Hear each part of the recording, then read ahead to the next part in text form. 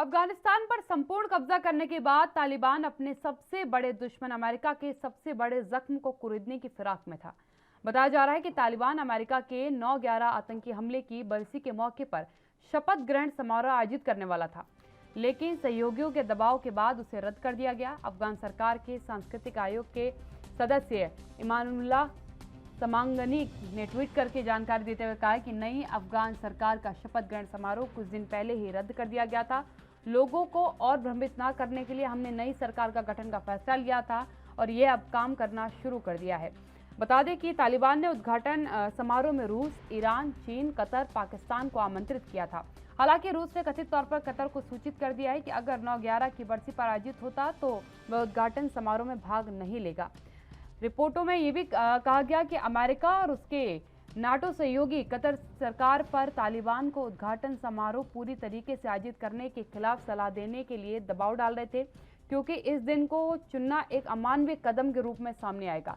हालांकि इस बीच आतंकवाद पर तालिबान ने बड़ा दावा करते हुए कहा कि हमारा देश आतंकवाद के लिए नहीं इस्तेमाल होगा और हमारे अंदरूनी मामलों में दखल किसी की भी इजाजत नहीं होगी।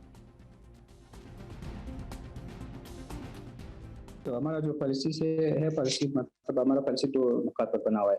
एक ये कि हमारा देश जो है वो किसी के खिलाफ इस्तेमाल नहीं होगा।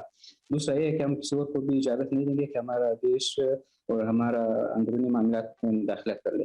तो इसी बिना पर हमारा सारी दुनिया के साथ जो रवाबित है वो बहुत अच्छा चल रहा है।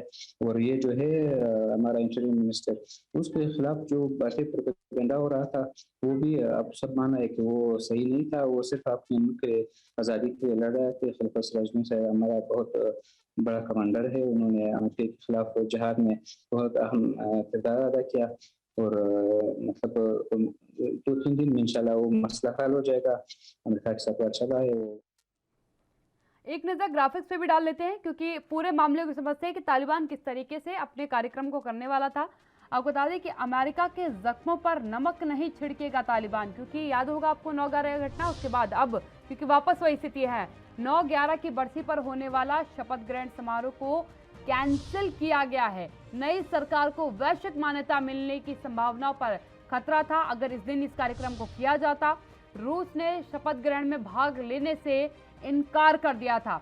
इस तारीख को हर कोई अमानवीय तारीख मान रहा था। सभी के साथ खुशनुमा रिश्ते चाहता है तालिबान। ये तालिबान की तरफ से अभी तक वक्तव्य सामने आया है कि सबसे अच्छे रिश्ते चाहता है वो, हमारे अंदरूनी मामलों में दखल की किसी को इजाजत नहीं होगी, हमारा देश आतंकवाद के लिए नहीं इस्तेमाल होगा, ये तालिबान की तरफ से कहा गया है।